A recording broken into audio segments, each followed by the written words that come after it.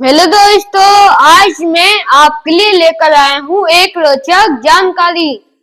एक बीजपत्री तथा द्विबीजपत्री पौधों में अंतर। दोस्तों, इससे संबंधित प्रश्न साइंस सब्जेक्ट में पूछा जाता है, इसलिए आज मैं वीडियो लेकर आया हूँ, तो ये वीडियो जरूर देखिएगा। दोस्तों, अगर आप मेरा ये वीडियो देखेंगे तो आप एक बीजपत्री तथा द्विबीजपत्री पौधों में अंतर कभी भी नहीं भूलेंगे। तो आइए हम जानते हैं।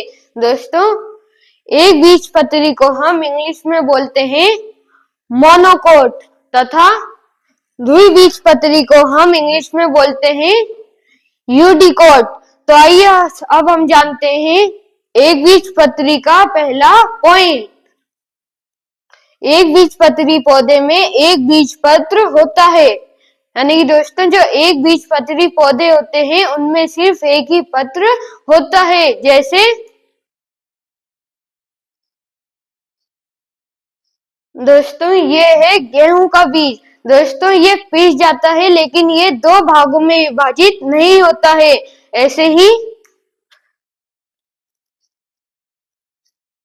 दोस्तों ये है चावल का बीज। ये गिर जाएगा, पीस जाएगा, चूरा चूरा हो जाएगा, लेकिन ये दो भागों में विभाजित कभी भी नहीं होता है। यानी कि जो बीज सिर्फ सिंगल है, एक बीजपत्री बीज। तो आइए अब हम जानते हैं द्विबीजपत्री का पहला पॉइंट। द्विबीजपत्री पौधों के बीच में दो पत्र होते हैं, यानी दोस्तों जो द्विबीजपत्री के बीज होते हैं वो दो पत्र में होते हैं, यानी कि जो द्विबीजपत्री के बीज होते हैं वो दो भागों में विभाजित हो जाते हैं।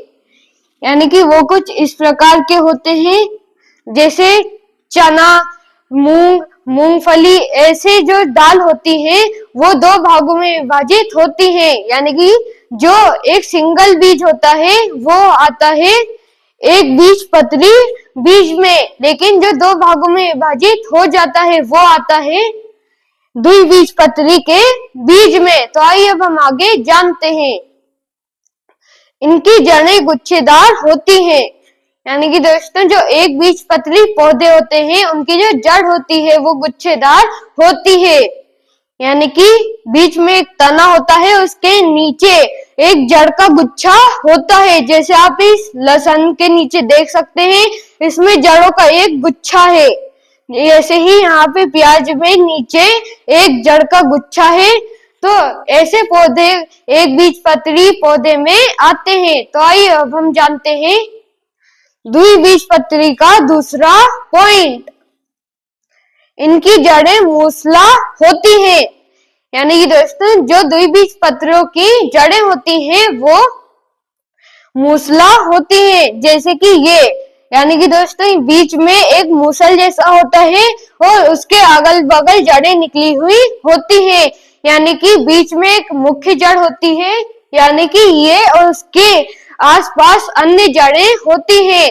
दोस्तों अगर आप एक बीजपत्री पौधे उखाड़ के देखेंगे तो वो आसानी से उखड़ जाएंगे, लेकिन अगर आप द्विबीजपत्री पौधों को उखाड़ के देखेंगे तो ये जड़ें बहुत मजबूत होती हैं, इनमें आपको बहुत मेहनत लगेगी।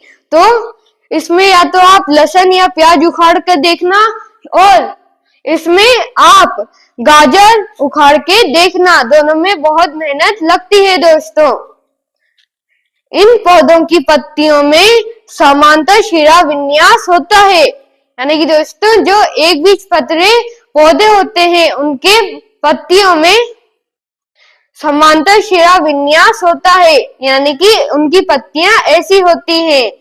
तो आइए अब हम जानते हैं द्विबीजपत्री पौधों का तीसरा पॉइंट।